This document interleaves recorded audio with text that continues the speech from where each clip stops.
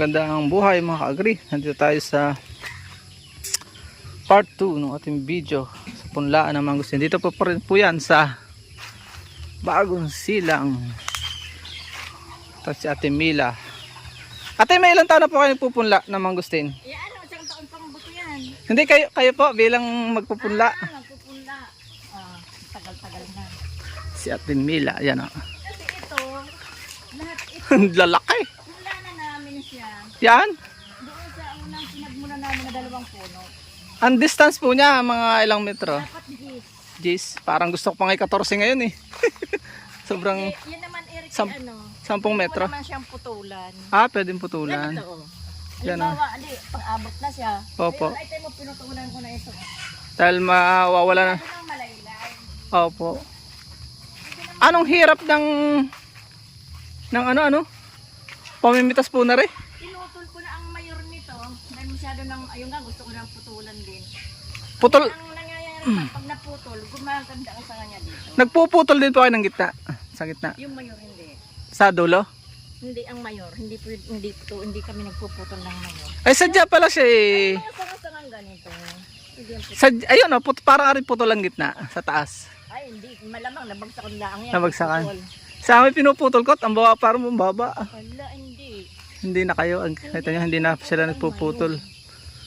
Ay, ang ganda pa rin. Kasi pagka kasi pinutol mo ang mayor, dadami lalo ang sanga niya.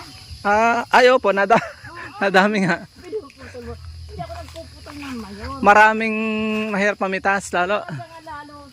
Ang layo. Lalong sumasanga. Mga ilang taon na po yan? Hindi ko na matandaan to eh. Ang dami. Basta isang malaking ito, yung nandun na malaki, kumbaga, siya yung unang tanim namin na... So may mga estimate mga 20 years na po kayong mahigit banghit lang, mahigit pa. So yun, may bunga po mga kagri. Meron pa nga pa isa. So yan o.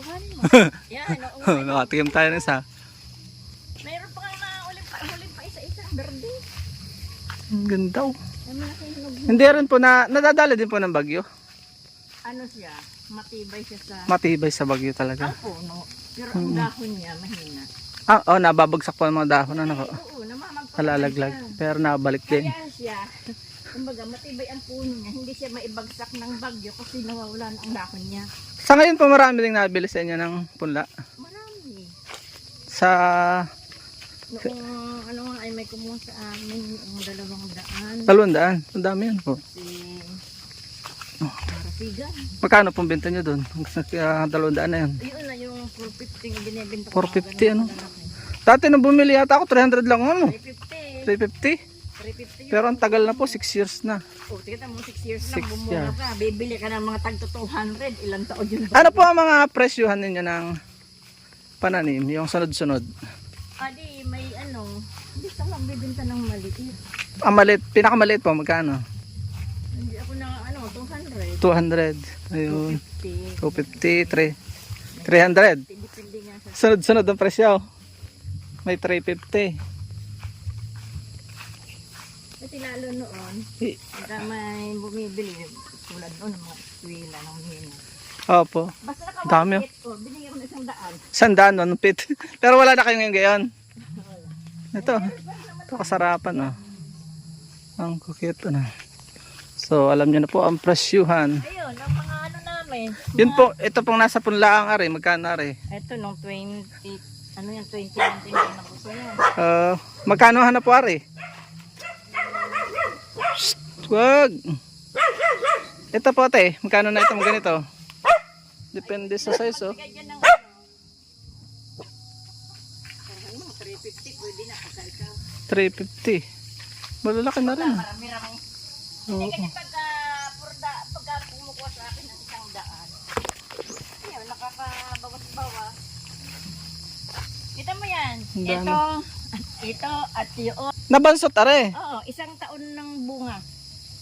Oo. Kasi, ay, pagka may lumaki na ang katabi, matatabunan na siya, hindi na siya makalaki. Hindi na halaki. So yun po, may idea na kayo. Ganun ang mga pupunla. Ang dami to. So ang dami dito. Dami. Nandiyan si Papa.